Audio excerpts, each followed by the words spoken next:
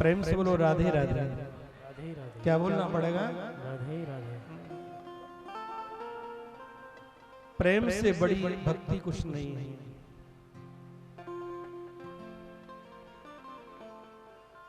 जो बड़े बड़े ज्ञानी पुरुष वेद मंत्र पढ़ के ठाकुर की पूजा करके जो लाभ लेते हैं, वही लाभ ग्रस्त के अंतर्गत में अपने गोपाल जी से लाड़ लड़ाने में घर की माता बहन और भाइयों को प्राप्त हो जाता है, वही लाभ मिलता है। प्यारे, भगवान से प्रेम करो, दिल से करो। हम संसार से बहुत प्रेम करते हैं, लेकिन संसार का प्रेम, ध्यान रखना प्यारे, एक दिन सब झूठा है। सच्चा प्रेम है तो सिर्फ ठाकुर जी का है। प्रेम ठाकुर का सच्चा प्रेम है। तो कभी कभी भगवान प्रेम के बंधन में ऐसे बंध जाते हैं और स्वयं भगवान नारायण अरणी माता के उदर में जाते हैं और सुखदेव जी को दर्शन देते हैं। बेटा, आपकी मां को बहुत पीड़ा हो रही है, सुखदेव अब तुम जन्म लीजिए, जन्म लीजिए। प्रभु मुझे आप वचन दीजिए, आपकी माया मुझे न सताए। भगवान ने कहा मैं आपको वचन देता हूं, हे सुखदेव, आप पर मेरी माया हावी नहीं होगी, मेरी माया का प्रभाव आप पर नहीं पड़ेगा। सुखदेव जी ने जन्म लिया। बोलो सुखदेव जी महाराज की। एक बालक हमारी सृष्टि में ऐसा हुआ है, सुखदेव जैसा प्यारे, कि जन्म लेकर के उस बच्चे ने नाड़ को भी नहीं कटवाया, नाड़ पीछे खिंचता हुआ चला जा रहा है और जन्म लेकर के बालक सीधा भगवान का भजन करने जंगल में चला गया है, जंगल में जा रहा है। ये वो सुखदेव है, परमहंस है। और भागवत जो है प्यारे, परमहंसों की संगता है। यहां भक्ति ज्ञान वैराग्य की त्रिवेणी बहती है। जिसको भक्ति चाहिए उसे भक्ति मिलती है, जिसे ज्ञान चाहिए उसे ज्ञान मिलता है, और जिसे सच्चा वैराग्य चाहिए प्यारे उसे वैराग्य मिलता है। और जिनको साक्षात ठाकुर जी चाहिए ना, उन्हें भगवान साक्षात ठाकुर जी भी यहां मिलते हैं। ध्यान रखना, दरबार में बंसी वाले के दुख दर्द मिटाए जाते हैं और दुनिया के सताए लोग यहाँ सीने से लगाए जाते हैं। यह सबकी सुनी जाती है प्यारे। एक यही तो दर है।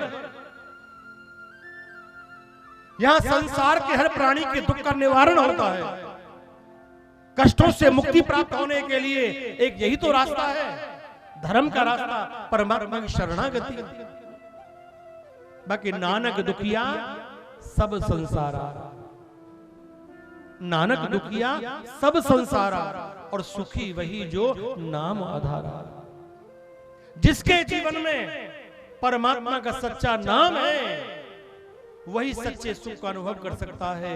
बाकी संसार में सुख है कहां? अरे संसार का दूसरा नाम ही दुख हाल है। दुखों का जो घर है प्यारे, वही संसार है।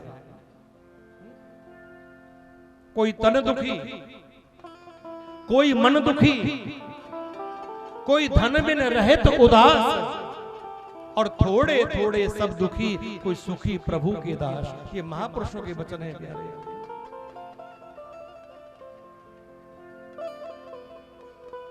बालक जन्म लेके ही चला गया।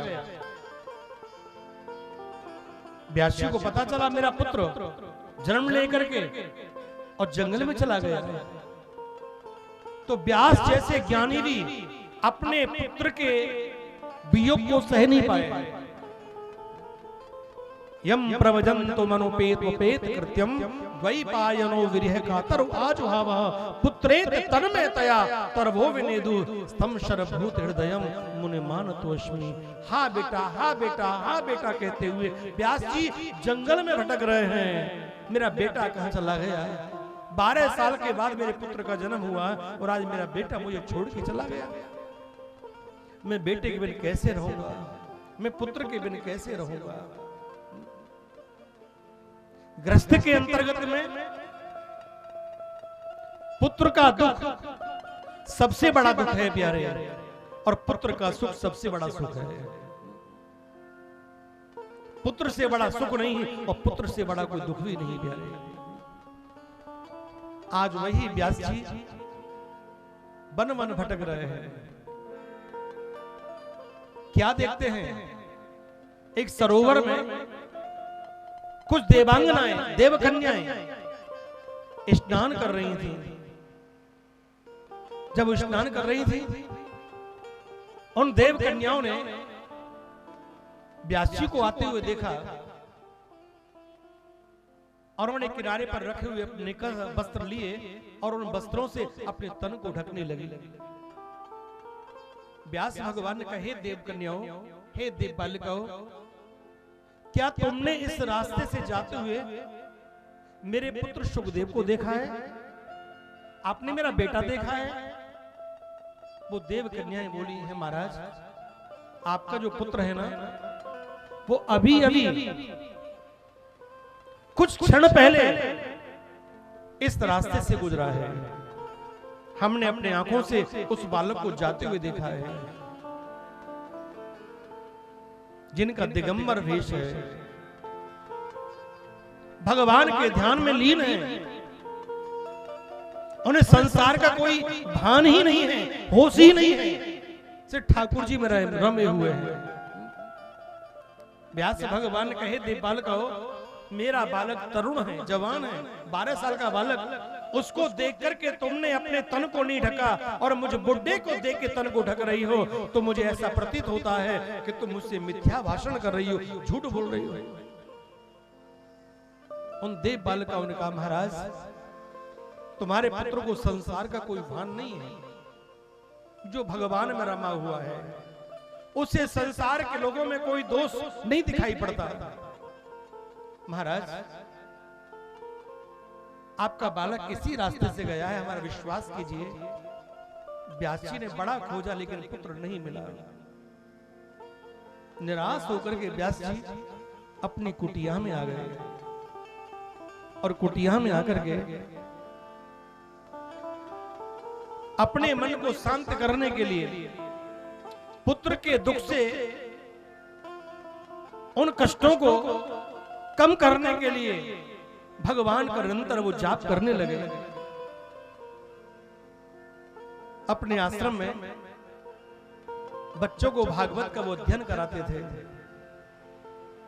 एक बार व्यास जी ने अपने शिष्यों से कहा, बच्चों, आप जाओ जंगल में, आपको कहीं भी मेरा पुत्र मिल जाए तो मेरे पुत्र को मेरे पास लेके आओ, यही आपके लिए गुरु आज्ञा है।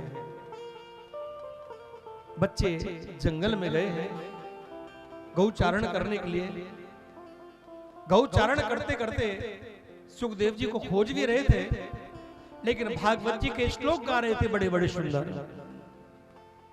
बड़े सुंदर श्लोक गा रहे थे। और जैसे वो सुखदेव जी के कानों में भागवत जी के श्लोक पड़े, सुखदेव जी की ध्यान समाधि खुल गई। जो जंगल में झाड़ियों में बैठ करके वो भगवान के ध्यान में लीन थे। बरहा पीड़म नटवर बपु कर्णयो कर्णकारम के बिप्रदवास कनक कपिशम वैजयंती च मालाम रंध्रानु वेणुरधर शुदया पूर्यन गोपवृंदे वृंदारण्यम स्वपद रमणम प्राविशिद गीत कीर्ति। इस श्लोक में भगवान के दिव्य सौंदर्यता का वर्णन किया है। बरहा पीड़म नटवर वपु कर्णयो कर्णकारम विप्रदवास कनकपशम वैजयंती च मालाम, जिनके गले में वैजयंती माला है, जिनका सुंदर मुकुट, सुंदर स्वरूप, सुंदर जिनकी चितवन, ऐसे प्रभु हरि को हम बार बार नमन करते हैं, प्रणाम करते हैं। तो आज सुखदेव जी की ध्यान समाधि टूट गई। दौड़े हुए आए और बच्चों के पास और बोले, भैया हमें भागवत जी के श्लोक और सुनाओ। भक्त वो नहीं होता प्यारे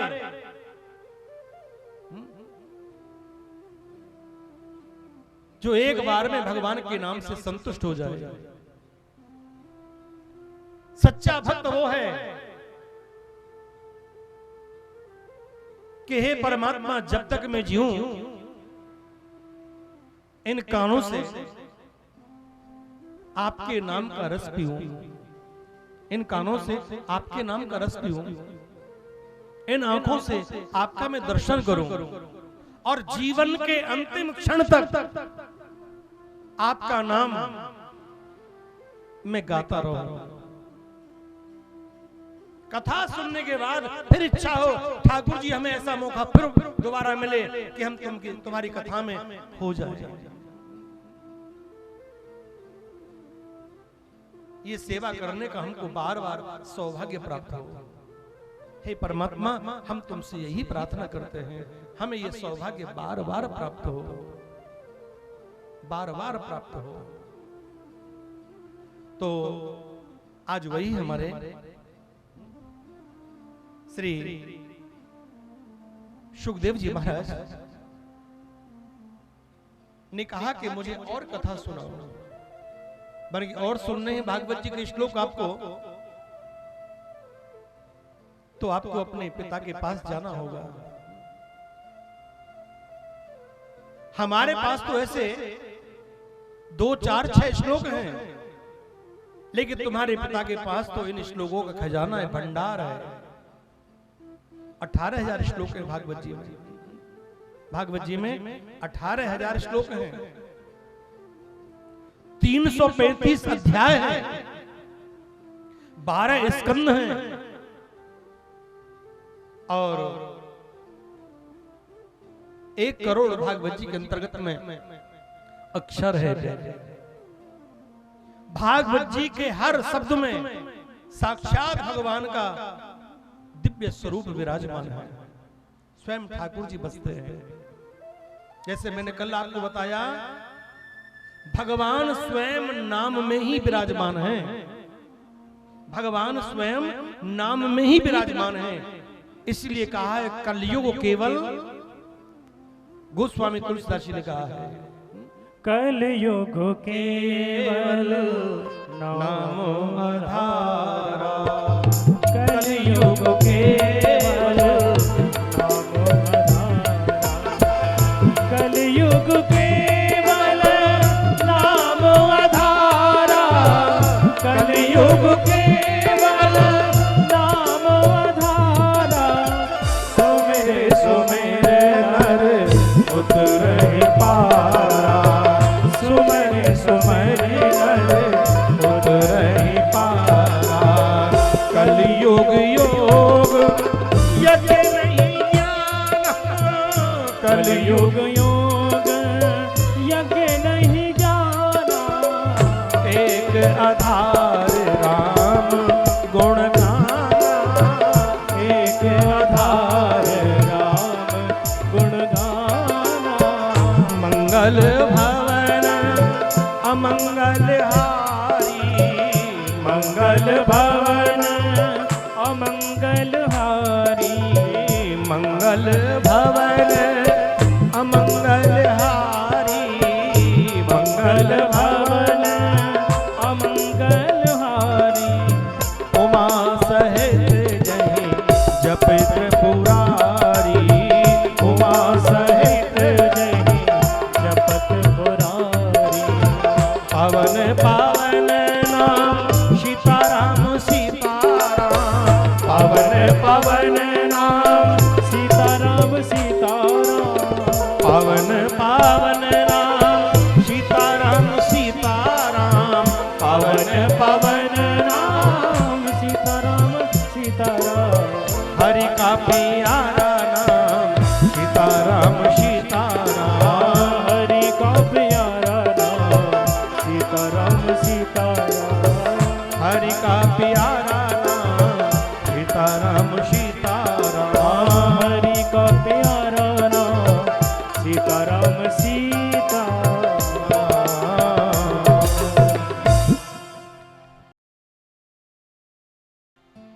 कलयुग केवल नाम आधारा,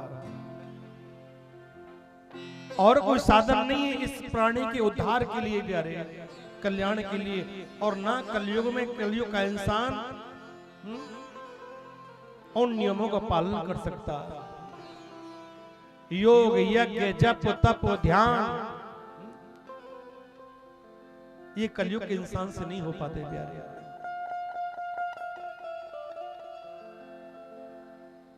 हाँ, नाम साधन है। भगवान का नाम आप जिस अवस्था में हो, जहां भी हो, भगवान का नाम लेने के लिए कभी कोई मनाही नहीं है। जिस देश में जिस भेष में परवेश में रहो,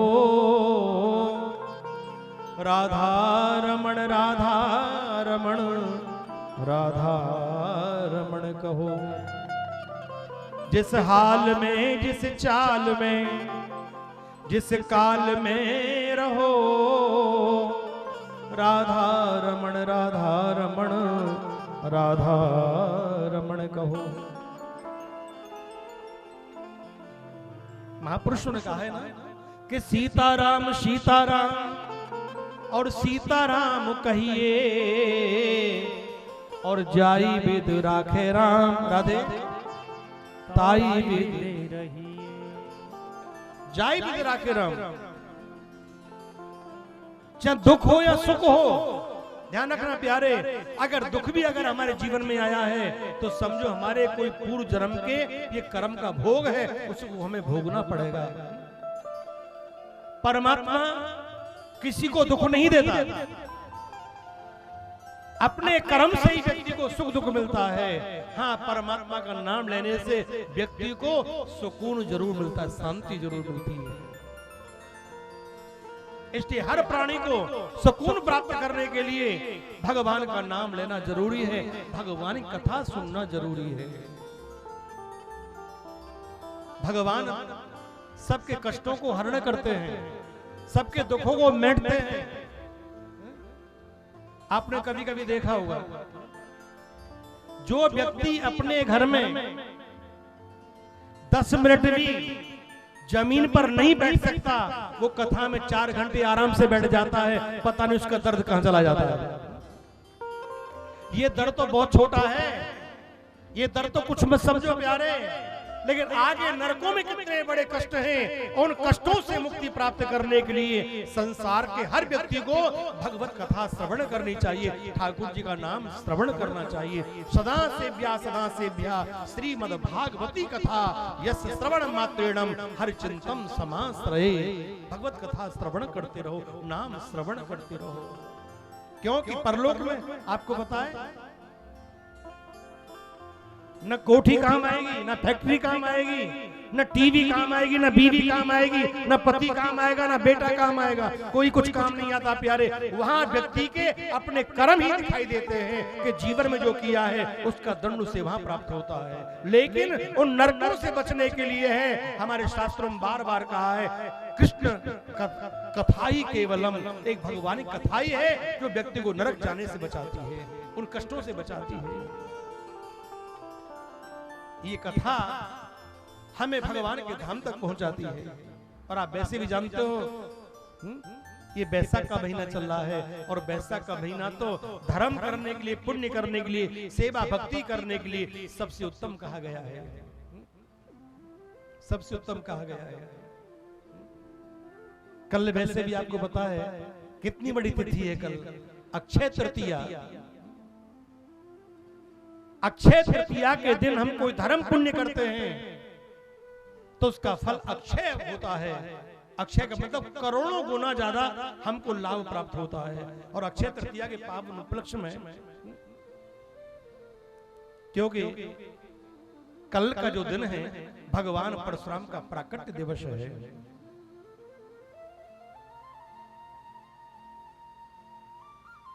समुद्र मंथन जो हुआ उस दिन अक्षय तृतीया का दिन था।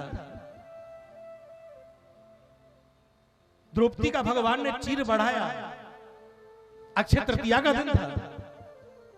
तो अक्षय तृतीया का बहुत बड़ा फल है वो जो कभी ना नष्ट होने वाला, जो आप धर्म पुण्य करते हो वो सदा आपको सुख देता है। कल का इतना बड़ा फल है प्यारी सेवा करने का, कथा सुनने का, भगवान की प्राप्ति कराने वाला दिन अक्षय तृतीया है। इतना पवित्र दिन है वो वैशाख का महीना जिसमें आप कथा सुन रहे हो। और आपको मालूम है हमारी जो ये कथा हो रही है, हमारे दृष्टि के माध्यम से भगवान का जो मंदिर है, उस मंदिर के निर्माण के लिए हमारी कार्यकारिणी सभा इस सुंदर आयोजन को रख रही है। तो मैं तो आपसे यही कहूंगा, इस मंदिर निर्माण के लिए आपसे जितना ज्यादा से ज्यादा बने आप ट्रस्ट का सहयोग करें। और कहते हैं प्यारे, जब तक आप ये पृथ्वी रहती है और जब तक ये मंदिर रहता है प्यारे, और आपकी एक ईंट भी धर्म स्थान पर लगती है, मंदिर में धर्मशाला में लगती है, तो उतने समय तक आप में आपको स्वर्ग में वास करने का सौभाग्य प्राप्त होता है। उतने तुम भाग्यशाली होते हो, उतने भाग्यशाली होते हो। तो मेरी बहनों और भाइयों, देखो संत महापुरुष या शास्त्र हमको चलने का रास्ता दे सकते हैं, लेकिन प्यारे चलना तो हमको खुद पड़ेगा रास्ते पर। वो धर्म का रास्ता हमको समझा सकते हैं, लेकिन हमको प्यारे उस रास्ते पे चलना पड़ेगा, तभी हमारे कर्म शुद्ध होंगे और हम कन्हैया से मिलने के लायक बनेंगे, परमात्मा से मिलने के लायक बनेंगे। एक बार प्रेम से कहो राधे राधे राधे राधे राधे राधे।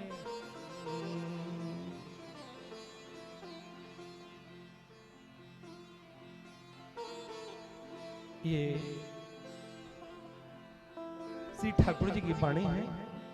आइए एक छोटा सा भाव बिहारी जी के चरणों में प्रस्तुत करते हुए कथा में आगे बढ़े। सभी मिलके गाया करें, भाव से गाया करें। यहाँ प्यारे भगवान की कथा होती है, वहां साक्षात सभी तीर्थ आकर के विराजमान होते हैं। अब ये समझे प्यारे, ये कोई टेंट नहीं है, ये भागवत भगवान का मंदिर है, और भागवत भगवान के मंदिर में बैठ करके हम लोग ये परम लाभ प्राप्त कर रहे हैं, अपने भाव ठाकुर के चरणों में प्रस्तुत कर रहे हैं। और मेरा दिल दीवाना हो गया, और मेरा दिल दीवाना हो गया, वृंदावन की गलियों में मेरा दिल दीवाना हो गया, वृंदावन की गलियों में मेरा दिल दीवाना हो गया, वृंदावन की गलियों में मेरा दिल दीवाना हो गया, वृंदावन की गलियों में जो होना था सो हो गया, वृंदावन की गलियों में जो होना था सो हो गया, वृंदावन की गलियों में मेरा दिल दीवाना हो गया, वृंदावन की गलियों मेरा दिल दीवाना हो गया, वृंदावन की गलियों में।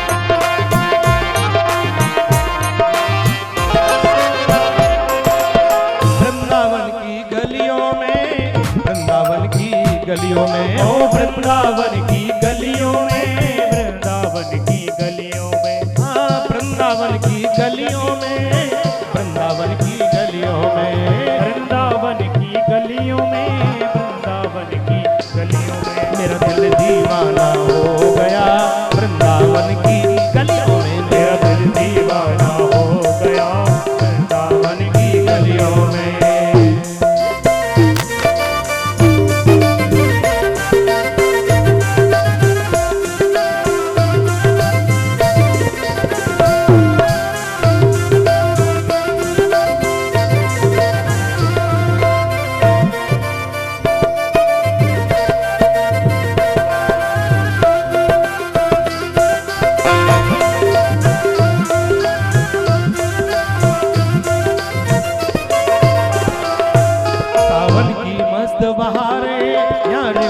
पड़े फुआरे, सावन की मस्त बहारे, यहाँ रिम झिम पड़े फुआरे, सावन की मस्त बहारे, यहाँ रिम झिम पड़े फुआरे, सावन की मस्त बहारे यहाँ रिम झिम पड़े फुआरे। ओ मन बंसी की धुन पर खो गया, होय होय होय होय होय, मन बंसी की धुन पर खो गया, वृंदावन की गलियों में, मन बंसी की धुन पे खो गया, वृंदावन की गलियों में, मेरा दिल दीवाना हो गया वृंदावन की गलियों में।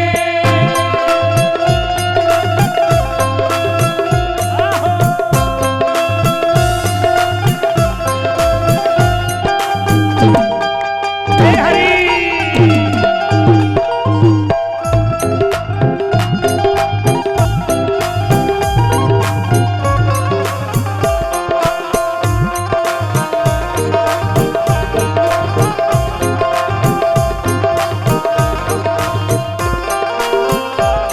मनमोहन बंसी वाले, मुझे तुम बिन कौन संभाले, मनमोहन बंसी वाले मुझे तुम बिन कौन संभाले, मनमोहन बंसी वाले, मुझे तुम बिन कौन संभाले, ओ मनमोहन बंसी वाले मुझे तुम बिन कौन संभाले। ओ मेरा चित्त चुरा के ले गया, होय होय होय होय होय, मेरा चित्त चुरा के ले गया वृंदावन की गलियों में, मेरा दिल चुरा के ले गया वृंदावन की गलियों में, मेरा दिल दीवाना हो गया वृंदावन की गलियों में, मेरा दिल दीवाना हो गया वृंदावन की गलियों में।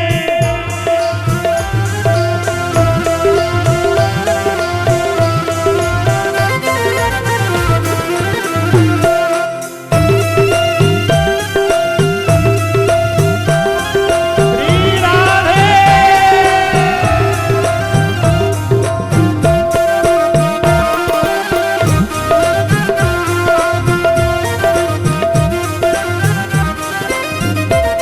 मैं ढूंढत ढूंढत हारा, मुझे मिला ना मुरली वाला, मैं ढूंढत ढूंढत हारा मुझे मिला न मुरली वाला, मैं ढूंढत ढूंढत हारा, मुझे मिला ना मुरली वाला, मैं ढूंढत ढूंढत हारा मुझे मिला न मुरली वाला। ओ मैं तड़प तड़प के रह गया, होय होय होय होय होय, मैं तड़प तड़प के रह गया वृंदावन की गलियों में, मैं तड़प तड़प के रह गया वृंदावन की गलियों में, मेरा दिल दीवाना हो गया वृंदावन की गलियों में।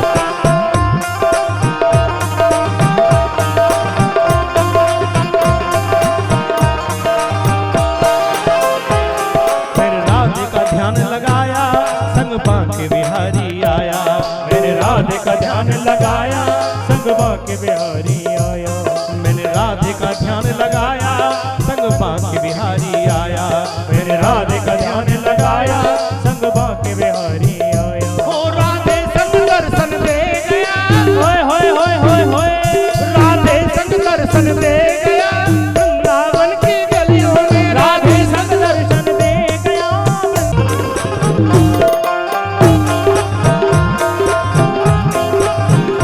जय जय श्री राम।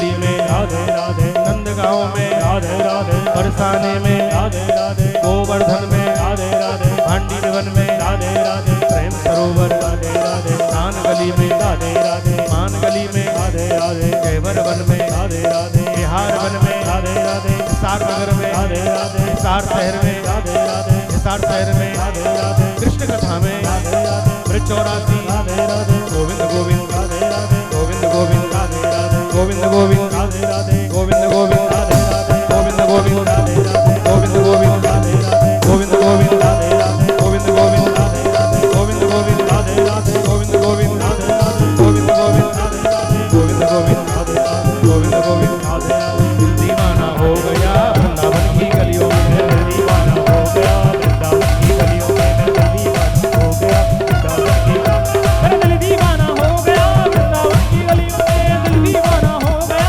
वृंदावन की गलियों में, दिल दीवाना हो गया वृंदावन की गलियों में। बोलिए वृंदावन बिहारी लाल की जय जय जय श्री राधे। प्यारे भक्तों, जंगल में गाय चराने के लिए गए और भागवत जी का ये मंत्र बोला, बरहा पीड़म नटवर बकु कर्णयो कर्णकारम। सुखदेव जी की ध्यान समाधि खुली, दौड़ करके आए, बोले भैया हमें और सुनाओ, हरि कथा और सुनाओ, भागवत और सुनाओ। बन गई और सुनी, चलो पिताजी के पास में। सोच लिया है सुखदेव जी ने पिताजी के पास जाऊंगा तो भगवान की माया मुझे घेर लेगी, क्यों पिता और पुत्र का जो बंधन होता है ये माया से जुड़ा होता है। वो नहीं गए, नहीं गए, उन्हें जंगल में झाड़ियों में दृश्य हो गए। जब बच्चों ने ये बात भगवान व्यास जी को बताई, महाराज आपका पुत्र हमको मिला, लेकिन वो जो पुत्र है ना आपका, प्रभु वो जंगल में तुरंत वापस चला गया। व्यास भगवान का जाओ, अब भगवान की तुम दयालुता का वर्णन करो, भगवान कितने दयालु हैं। और मुझे पूरा विश्वास है इस श्लोक को सुनने के बाद मेरा पुत्र मुझसे मिलने के लिए जरूर आएगा। बच्चे फिर गए हैं जंगल में, और जंगल में जाकर उन्होंने फिर श्लोक को गायन किया है। दूसरा श्लोक बोला, अहो बकीयम स्थन कालकूटम जिघांसया यादयप्य साध्वी लेवेम गतिम धातु चिताम तथोन्यम और कम्मा दयालु शरणम ब्रजेमः। वो परमात्मा कितना बड़ा दयालु है कि भगवान के चरणों में जो भी आए भगवान सब पर अपनी कृपा बरसाते हैं। एक भक्त भी आता है भगवान की कथा सुनने के लिए, उस पर भी कृपा बरसाते हैं प्यारे। एक चोर भी आता है, उस पर भी भगवान अपनी कृपा बरसाते हैं। जाकी रही भावना जैसी प्रभु मूरत देखी तिन तैसी। हम जैसा भाव प्रभु के चरणों में लेकर के आते हैं, हमको वैसा ही फल परमात्मा के द्वार से मिलना प्रारंभ हो जाता है। इसलिए प्यारे सदैव शुद्ध भाव लेके आए, जिससे आपके कर्म भी शुद्ध हो और आपको फल भी शुद्ध प्राप्त हो, आपका जीवन सफल हो। तो भगवान कितने दयालु हैं, इस श्लोक का अर्थ है, जो पूतना भगवान को नंद भवन में अपने स्तनों से कालकूट नाम का विष लगा करके और भगवान को जहर पिलाने के लिए आई, लेकिन वाह मेरे वहां के बिहारी, उस पूतना को आपने वो गति दी है जो मां यशोदा को मिली है। तो भगवान कितने दयालु हैं। इतना कहा प्यारे, तो सुखदेव जी फिर निकल के झाड़ी में से आए। अब बच्चे दौड़ने लगे, सुखदेव जी उनके पीछे पीछे दौड़ने लगे और सुखदेव जी को बच्चे कहां ले जाते हैं, व्यास आश्रम की तरफ लेके जाते हैं। व्यास जी ने देखा आज मेरा पुत्र आ गया। पुत्र के खुशी में उस बालक को अपने हृदय से लगा लिया और कहा, आओ मेरे पुत्र सुखदेव, इतने दिन हो गए आपको मुझसे बिछड़े हुए, बरसों व्यतीत हो गए, आज मेरा बेटा आया है, आज मेरा बेटा आया है। इतना कहा प्यारे तो सुखदेव जी महाराज अपने पिता से अपने आप को छुड़ा के जंगल की तरफ फिर भागने लगे, दौड़ने लगे। फिर व्यास जी उनके पीछे दौड़ रहे हैं। नारद जी यहां पर आए, मुस्कुराने लगे। व्यास भगवान से कहे, प्रभु हे व्यास नारायण, जिस बालक ने गर्भ में भगवान से वरदान मांगा है कि प्रभु की माया न सताए, तो पिता और पुत्र के बीच में माया जुड़ी होती है। अगर आप इन्हें भागवत का अध्ययन कराना चाहते हो, भागवत का उपदेश करना चाहते हो, तो प्रभु आप इनको पुत्र मत कहिए, इनको अपना शिष्य बना लीजिए, क्योंकि गुरु शिष्य के बीच में माया का प्रभाव नहीं होता। और यहां गुरु शिष्य के बीच में माया आ जाए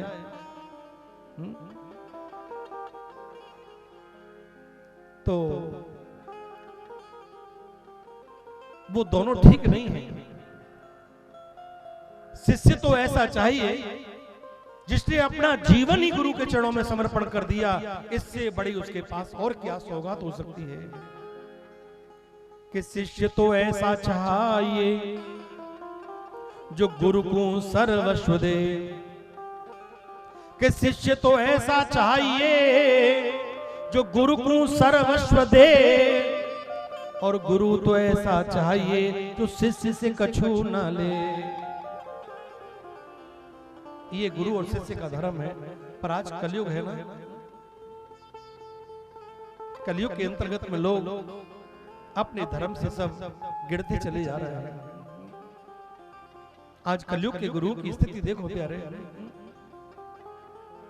धनवान है उसको हृदय से लगाएंगे, और कोई कितना ही भक्ति करने वाला हो प्यारे उसको पास भी नहीं बैठाएंगे, तो ये गुरु का धर्म नहीं है। गुरु के लिए तो प्यारे उसके लिए सब बराबर है।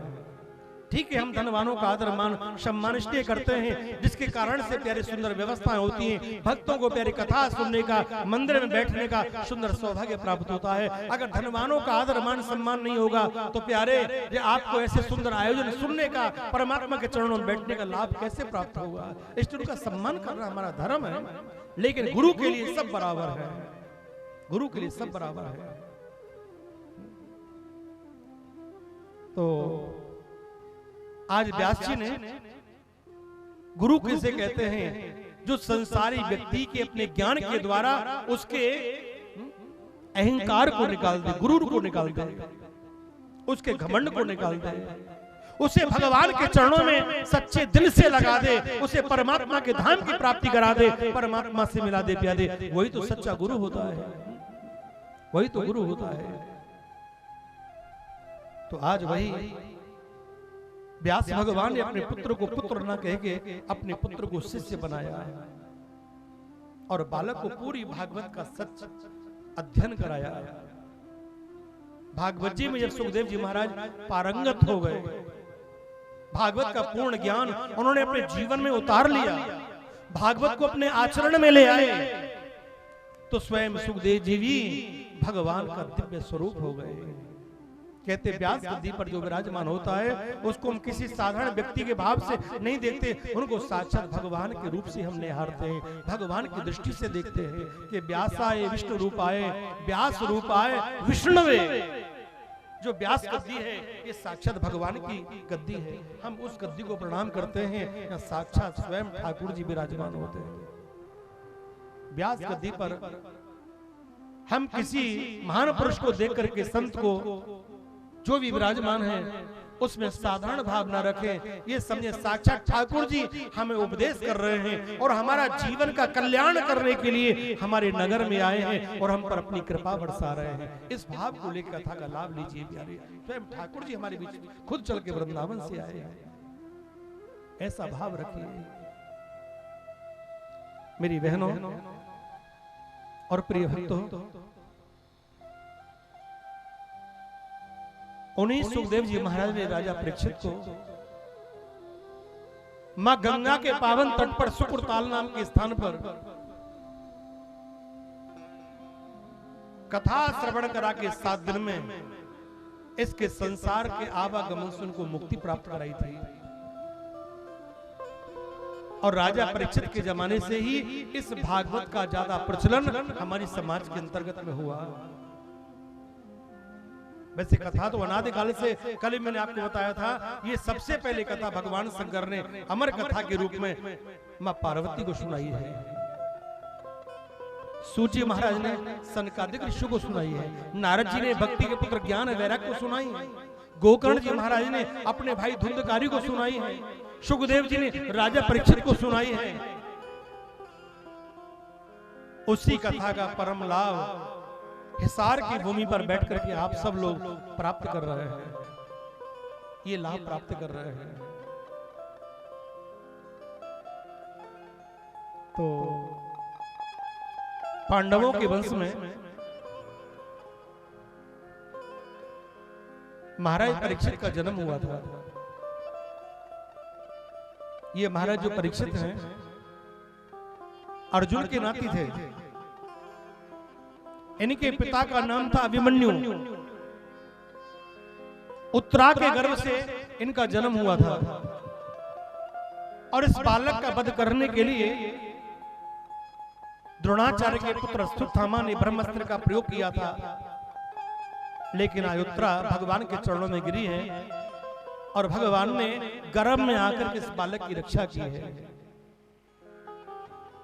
इसका जन्म हुआ बालक का। इस बालक का जन्म का नाम था विष्णुराज। लेकिन ये बालक सबकी तरफ निगाह लगा के देखता था कि जिसने मेरी गर्भ में रक्षा की वो मुझे दिखाई नहीं पड़ रहे हैं। तो सबकी परीक्षा करने के कारण से ही इस अर्जुन के नाती का नाम परीक्षित पड़ गया था। ये महाराज जो परीक्षित थे बड़े धर्मात्मा राजा थे। गौ ब्राह्मण संत इनमें अपना बड़ा शुद्ध भाव रखते थे। इनके राज्य में सभी लोग सुखी थे। लेकिन एक बार राजा परीक्षित के राज्य में अपने सामने एक अत्याचार उन्होंने देखा। और कैसा अत्याचार हो रहा है। एक काले रंग का पुरुष अपने हाथ में डंडा लेकर के और गौ माता को पीटता हुआ चला रहा है। बैल को पीट रहा है। गौ माता की आंखों से आंसू बह रहे हैं। जिस धर्म के 3 चरण टूट गए, बैल के 3 चरण टूट गए हैं, इस पर भी उनको दया नहीं आ रही, उनको पीटता हुआ चला रहा है वो व्यक्ति। महाराज परीक्षित ने कहा, अरे मूर्ख, जरा ठहर जाओ। तुम बड़े अधम हो, बड़े तुम पापी हो। मेरे राज्य में जिस गाय को हम माता मानते हैं उस गाय माता पे तुम इतना अत्याचार कर रहे हो। गावो विश्वस्य मातरः, हमारे शास्त्रों में कहा गया है जो व्यक्ति अपने जीवन में गौ माता की सेवा करता है उसे एक देवता की पूजा करने का नहीं, उसे 33 करोड़ देवताओं की सेवा करने का फल एक गौ माता की सेवा करने से प्राप्त हो जाता है। आज तो प्यारे देखा है ना, लोग गौ सेवा से वंचित होते चले जा रहे हैं। गौ सेवा को लोग भूल रहे हैं।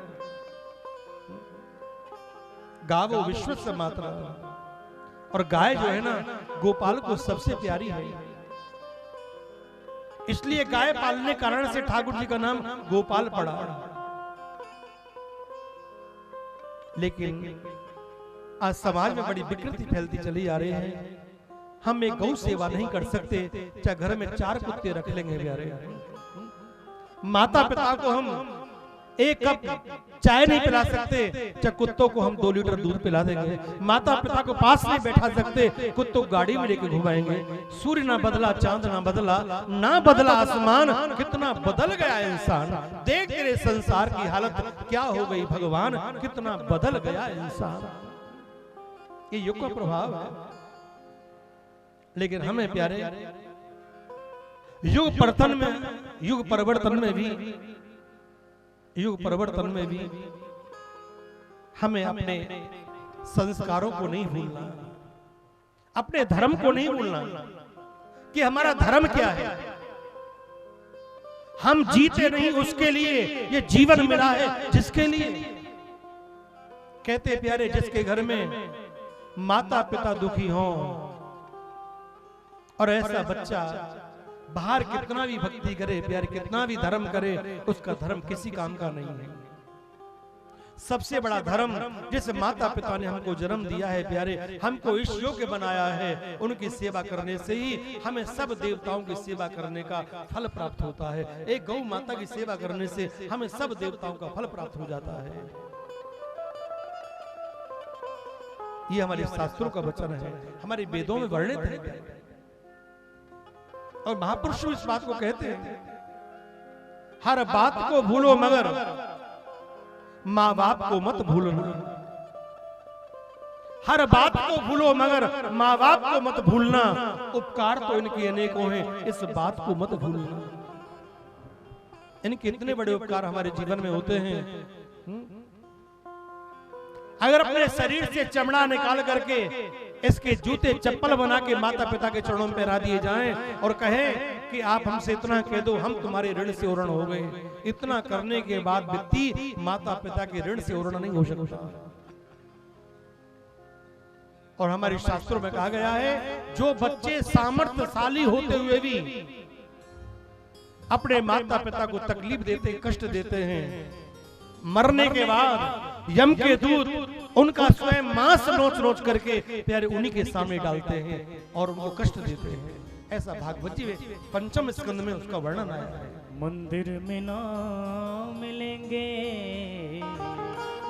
गुरुद्वारे ना भगवान कहाँ है? जिसने माता पिता में भगवान को नहीं निहारा, जिसने गौ माता में भगवान को नहीं निहारा प्यारे, उससे भगवान मंदिर में ही नहीं मिलने वाले नहीं है। अरे भगवान तो साक्षात तेरे घर में ही है, तेरे अंदर ही है।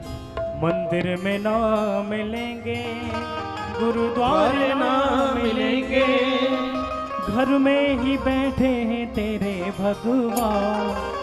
ओ कर ले माँ को प्रणाम, कर ले पिता को प्रणाम, कर ले माँ को प्रणाम, कर ले पिता को प्रणाम, कर ले माँ को प्रणाम, कर ले पिता को प्रणाम, कर ले माँ को प्रणाम, कर ले पिता को प्रणाम। ओ मंदिर में ना मिलेंगे, गुरुद्वारे ना मिलेंगे, मंदिर में ना मिलेंगे, गुरुद्वारे ना मिलेंगे, घर में ही बैठे हैं तेरे भगवान। कर ले माँ को प्रणाम, कर ले पिता को प्रणाम, कर ले माँ को प्रणाम, कर ले पिता को प्रणाम।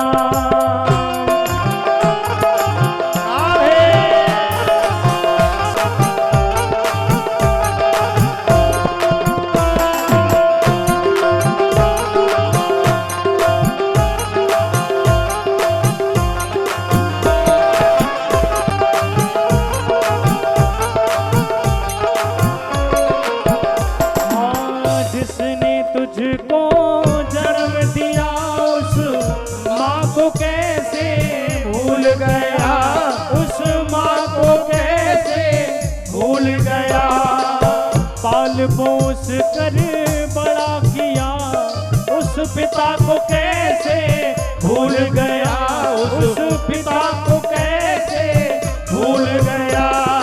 इनके ही चरणों में मिलेगा विश्राम, इनके ही चरणों में मिलेगा विश्राम। कर ले माँ को प्रणाम, कर ले पिता को प्रणाम, कर ले माँ को प्रणाम, कर ले पिता को प्रणाम, कर ले माँ को प्रणाम, कर ले पिता को प्रणाम।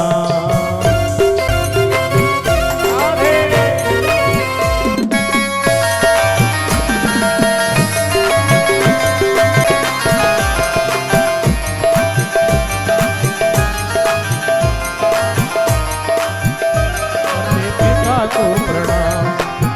उंगली पकड़ कर चलना सिखाया, भूखे रह कर तुझको खिलाया, भूखे रह कर को खिलाया।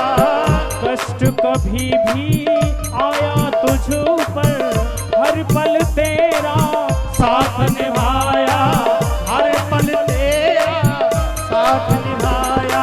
ऐसे माँ बाप का न करना अपमान, ऐसे माँ बाप का न करना अपमान। कर ले बाप हरिलाल की जय।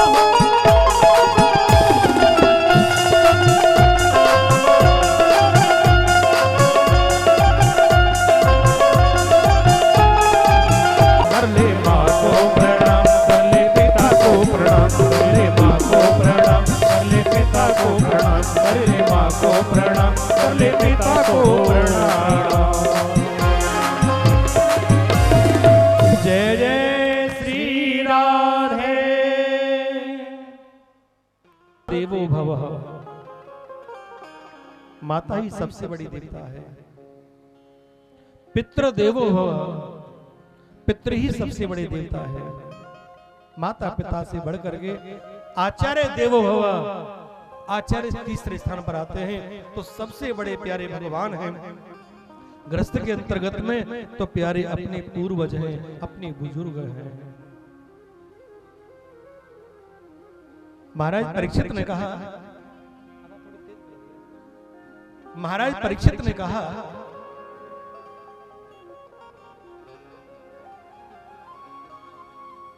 अरे कलियुग आप कौन हैं? मर महाराज मेरा नाम कलियुग है। आप मुझे क्षमा करें, आप मुझे ना मारें। जैसे धनुष बाण महाराज परीक्षित ने लिए, अपना परिचय दिया और कलियुग परीक्षित जी के चरणों में गिर पड़ा है, चरणों में गिर पड़ा है और कहा, अब प्रभु मेरा वक्त आ गया है आपके राज्य में आने के लिए। संसार में हर स्थान पर मेरा प्रभाव हो गया है, लेकिन आपका राज्य ऐसा है कि यहाँ अभी बहुत धर्मात्मा हैं, मेरा प्रभाव अभी यहाँ नहीं हुआ है, तो मैं आपके राज्य में आना चाहता हूँ। मुझे अपने राज्य में आने के लिए आप अनुमति दीजिए। परीक्षित ने कहा, अरे कलियुग, जब आप आते हो, जब आपका प्रभाव होता है, तो लोग धर्म से अधर्म की तरफ ज्यादा मुड़ जाते हैं, और अधर्म करेंगे लोग तो उनका कल्याण कैसे होगा, मुक्ति कैसे होगी। और राजा का धर्म है, जिसमें अपनी प्रजा का हित हो, वो राजा को कार्य करना चाहिए। जासु राज प्रिय प्रजा दुखारी, सो नप अवश्य नरक अधिकारी। जिस राजा के राज में उसकी प्रिय प्रजा दुखी रहती है, वो राजा भी नरक का भागी होता है। ऐसा तुलसीदास जी ने रामायण में वर्णित किया है। तो और उन्होंने कहा, प्रभु आप मेरे योग से डर रहे हैं राजन, आपको पता नहीं मेरे योग में कितनी बड़ी विशेषता है। 4 युग हैं। सबसे पहले सतयुग, उसके बाद आता है त्रेता, उसके बाद द्वापर, उसके बाद कलयुग, फिर उसके बाद सतयुग, ऐसे चतुर्युग चलता रहता है। सबसे बड़ी उम्र जो है सतयुग की है। सतयुग की उम्र है 17,28,000 वर्ष। उसके बाद त्रेता, त्रेता की उम्र है 12,96,000 वर्ष। उसके बाद द्वापर है, द्वापर की उम्र है 8,64,000 वर्ष। और इस समय चल रहा है कलयुग, कलयुग की उम्र है 4,32,000 वर्ष। और 4,32,000 वर्ष में से अभी सिर्फ 5400 वर्ष निकले हैं। लगा लो, अभी तो कलयुग लगा भी नहीं है, कलयुग ने स्पर्श किया है। इतने लोग अधर्म अपने करने लगे हैं प्यारे। जब घोर कलयुग होगा तो पता नहीं क्या क्या स्थिति होगी प्यारे। और ये कहा गया है, यहाँ पर भगवान की कथा होती है, भगवान की चर्चा होती है, वहां साक्षात कलयुग में रह करके भी कलयुग का इंसान सतयुग का दर्शन करता है, वहां साक्षात वैकुंठ का दर्शन होता है। वैकुंठ से भी बढ़ करके, वैकुंठ से भी बढ़ करके सत्संग की महिमा बताई हमारे महापुरुषों ने। कि राम बुलावा भेजिया, कि राम बुलावा भेजिया, तो दिया कबीरा रोय, जो सुख साधु संग में बैकुंठ नहीं हो। जिस समय कबीर दास जी को लेने के लिए भगवान ने अपने सेवक भेजे, कबीर दास जी चलो भगवान के धाम में, आपको भगवान ने याद किया है। तो कबीर दास जी ने कहा जैसा यह सत्संग होता है भक्तों के साथ, संतों के साथ, क्या मुझे बैकुंठ में सत्संग का सौभाग्य मिलेगा? पर सत्संग नहीं मिलेंगे, ठाकुर जी मिलेंगे। तो कबीर दास जी ने कहा मुझे सत्संग चाहिए। भक्तों की खुराक है ये सत्संग। जो भगवान से प्यार करते हैं, दिल से प्यारे, जब उनको ये मालूम पड़ जाए ना ठाकुर जी के भक्तों को कि अमुक स्थान पर हमारे ठाकुर जी कथा होने वाली है, उनके चार पर ही खून बढ़ जाता है। बोलो राधे राधे। कि अब कम से कम 7 दिन हमारा समय ठाकुर के चरणों में व्यतीत होगा, हम संसार के दुखों से बच जाएंगे और हमें आनंद की प्राप्ति होगी। ध्यान रखना प्यारे, ये भक्तों की खुराक है, सबकी अपनी अपनी खुराक है। नशेड़ी को नशा ना मिले ना तो सूख जाता है, भक्तों को कथा ना मिले प्यारे तो वो सूख जाते हैं। बोलो राधे राधे। ये भक्तों की खुराक है, भगवान की कथा, ये हरि कथा है, प्रभु कथा है। आप अपने जीवन में भगवत रस बार बार पीते रहो, भगवत रस बार बार पियो। तो मैं आपको बता रहा था कि सतयुग के इंसान की उम्र, सतयुग के इंसान की उम्र कम से कम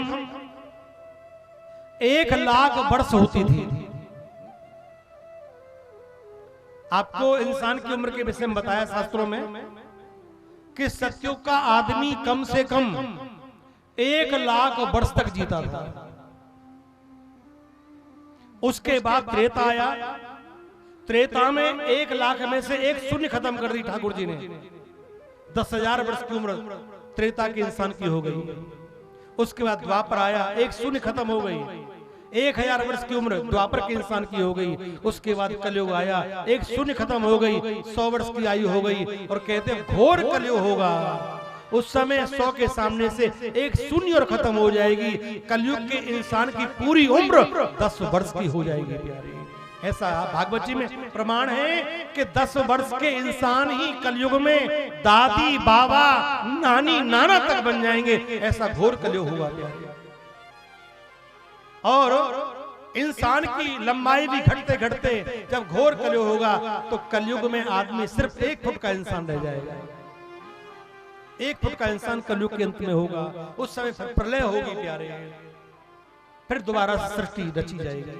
इसलिए मैं आपको बता रहा था कि यहाँ इस कलयुग में अगर हमको भगवान की कथा सुनने का सौभाग्य प्राप्त हो जाए तो इससे बड़ी ठाकुर जी की कृपा हमारे जीवन में और कोई नहीं हो सकती। ये ठाकुर जी की सबसे बड़ी कृपा है, क्योंकि जिंदगी जब तक रहेगी, कमाते कमाते हमारा जीवन खत्म हो जाता है, पर हमारी कमाई फिर भी पूरी नहीं होती प्यारे। हमारी इच्छाएं दिन प्रतिदिन बढ़ती चली जाती है कि 1 हुआ तो 10 होते।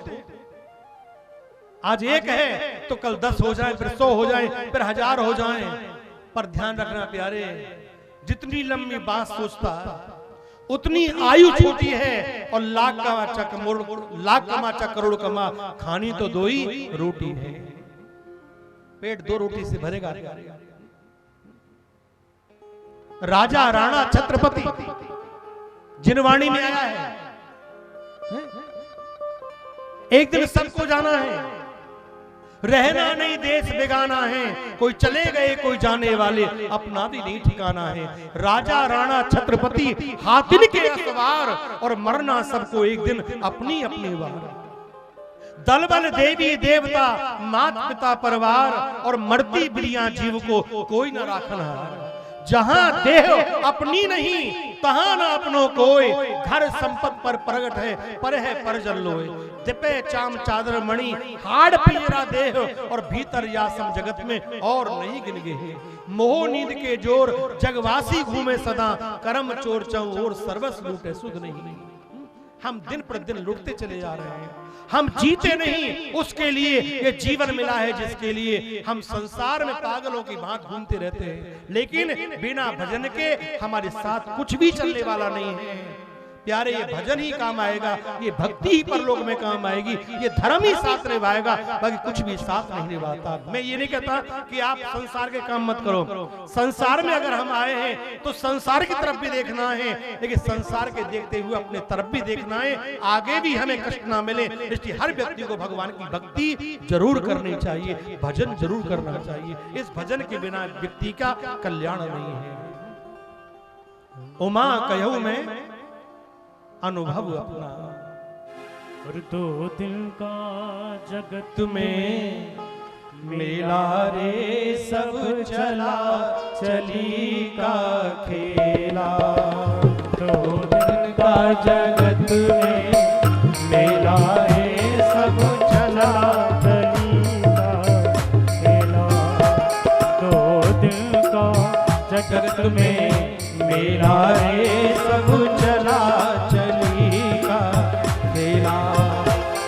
दो दिल का जगत में मेला रे सब चला चली का खेला। दो दिन का जगत में मेला रे सब चला चली का खेला।